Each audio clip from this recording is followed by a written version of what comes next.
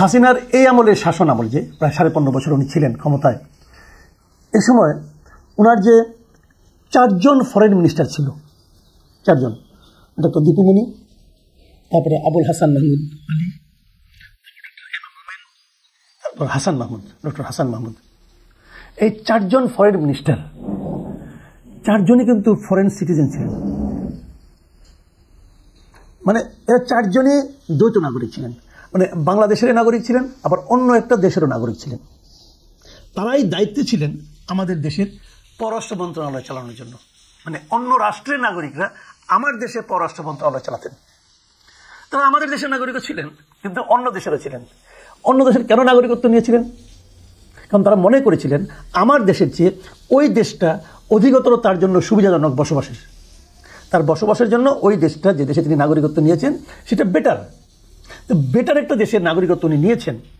তাহলে আমার দেশের ফরেন মিনিস্টার হিসেবে যখন ওই দেশের সঙ্গে কোনো রকম দ্বিপাক্ষিক আলোচনা হবে, তখন তো উনি ওই দেশেরও নাগরিক। উনি কোন দেশের পক্ষ নেবেন?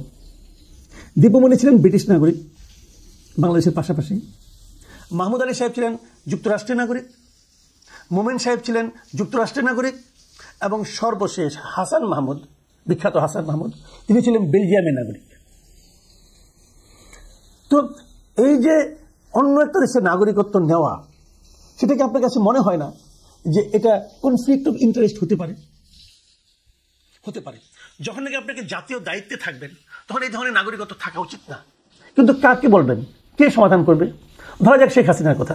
শেখ হাসিনার পরিবার বলতেন, বারবার বলতেন, আমি এবং আমার বোন হলো আমার মূল পরিবার। ভালো কথা, মূল পরিবার।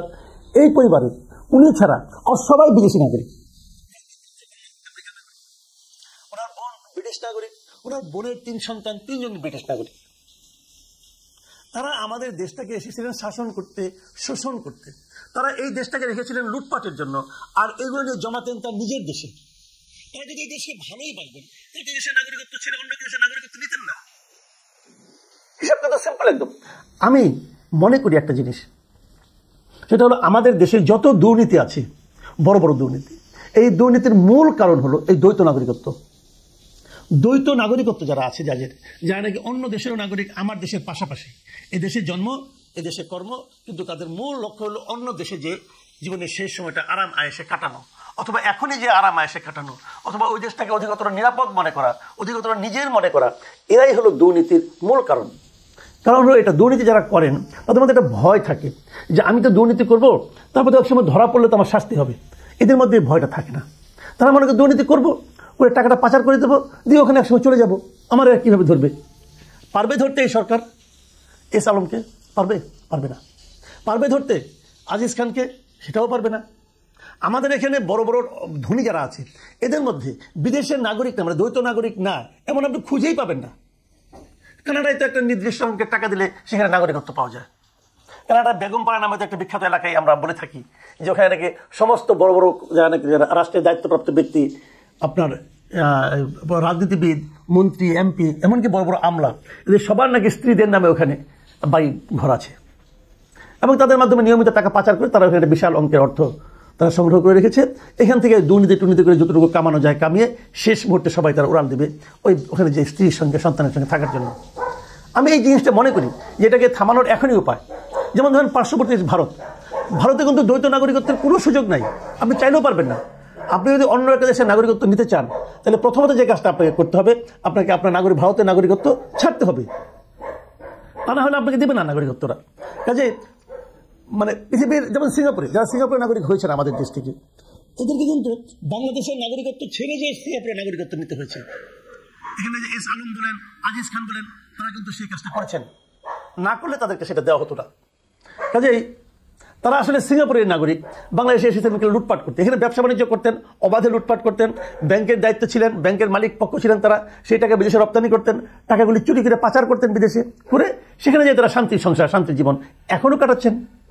আপনি তো কারোর কাছ থেকে আদায় করতে পারছেন না। কাজে মূল ঘটনাটা হলো দ্বৈত নাগরিকত্ব বন্ধ করতে হবে।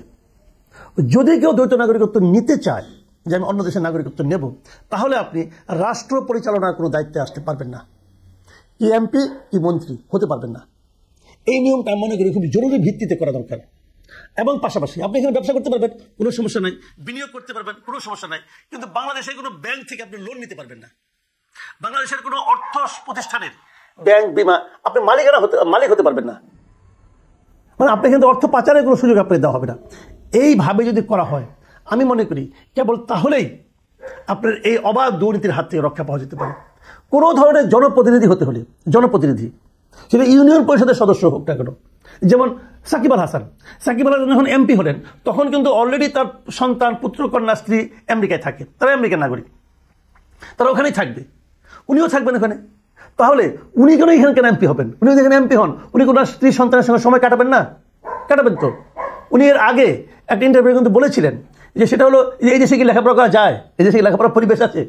তার মানে এই দেশটা সে এত তুচ্ছ-তাচ্ছিল্য করে যে তার সন্তান পরিবারকে পর্যন্ত সে বিদেশে পাঠিয়ে দিয়েছে, যে তার সন্তানকে এখানে রাখতে পছন্দ করে না, এই দেশটাকে অপ্রয়োজনীয় মনে করে, অগুরুত্বপূর্ণ মনে করে। সে কেন এই দেশে জনপ্রতিনিধি হবে? এই প্রশ্নটাকে স্বাভাবিক নয়। এই ধরনের প্রশ্ন আমাদের করতে হবে। কোনো পর্যায়ে জনপ্রতিনিধি, কোনো পর্যায়ে নির্বাচনে বিদেশি নাগরিক, মানে যারা দ্বৈত নাগরিক আছেন, তারা অংশ নিতে পারবেন না। এই ধরনের একটা আইন করতে হবে। আমাদের এখানে সংস্কার কমিশন একটা হয়েছে, এবং সেই সংস্কার কমিশনের কাজ হলো বিভিন্ন বিষয়ে সংস্কার করা। এই যে কথাটা আমি বললাম, এটাকে কোনো সংস্কার কমিশনের তো রিপোর্টে আছে? নাই। কেন নাই? কারণ এই সংস্কার কমিশনগুলো কমপক্ষে দুটো গুরুত্বপূর্ণ সংস্কার কমিশনের যারা প্রধান, তারাই তো দ্বৈত নাগরিক। এবং পুরো সংস্কারটা যার মাথা থেকে বেরিয়েছে, এবং এখন জাতীয় ঐক্যমত্য কমিশনের যিনি প্রধান ব্যক্তি, ডক্টর ইউনূসের পরে যার অবস্থান, এই ডক্টর আলী রিয়াজ, উনিও তো আমেরিকার নাগরিক। উনি আবার আমাদের এখানে সংবিধান সংস্কার কমিশনের প্রধান। আমাদের সংবিধান সংস্কার করে দিচ্ছেন আমেরিকার একজন নাগরিক। এই দেশে যারা সংবিধান নিয়ে লেখাপড়া করেন, অন্তত আত্মহত্যা করা উচিত। যে একটা রাষ্ট্রবিজ্ঞানের অধ্যাপক, তো বিদেশি ইউনিভার্সিটির, সে এসে আপনাকে বুঝিয়ে দিচ্ছে যে সংবিধানটা কি হবে, এবং তার লিখে দেওয়া সংবিধান এদেশে পরবর্তী সময়ে যুগ যুগ ধরে এদেশের সংবিধান বিশেষজ্ঞরা মান্য করে চলবেন। মানে এর চেয়ে বড় ট্র্যাজেডি আর কি হতে পারে? এবং আমাদের যারা সংবিধান বিশেষজ্ঞ আছে, এরা এতটাই মেরুদণ্ডহীন, এতটাই তারা কাপুরুষ যে এই কথাটা তারা প্রতিবাদ পর্যন্ত করার সাহস পায় না, বলতে পারে না এটা ঠিক হচ্ছে না। তারা কেউ দুজন যারা আছেন তারা অভিমান করে বসে থাকেন। একজন আছেন ডক্টর শাহদিন মালিক, ওনাকে প্রথমে কমিশনে প্রদান করা হয়েছিল, পরে ওনাকে বাদ দেওয়া হয়েছে। কেন বাদ দেওয়া হয়েছে এটা বলার মতো সৎসাহস এই ভদ্রলোকের নাই।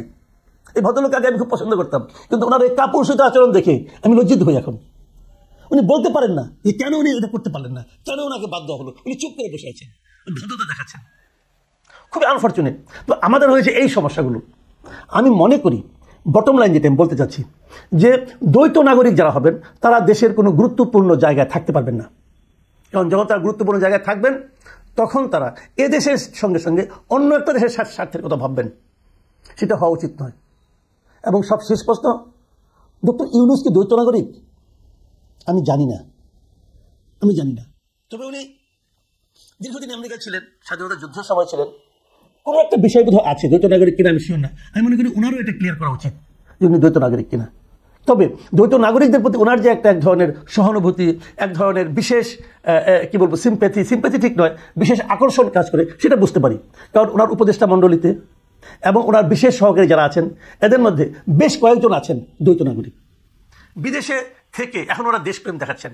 এবং তারও যে বড় কথা, আমরা এটাও দেখি বেশ কিছু ইউটিউবার আছেন যারা বিদেশের নাগরিকত্বের জন্য ওখানে দরখাস্ত করে বসে আছেন, তারা আবার এই দেশের জন্য সবচেয়ে বড় প্রেমিক। আমার কথা হলো যে মায়ের চেয়ে মাসির দরদ কখনো বেশি হতে পারে না।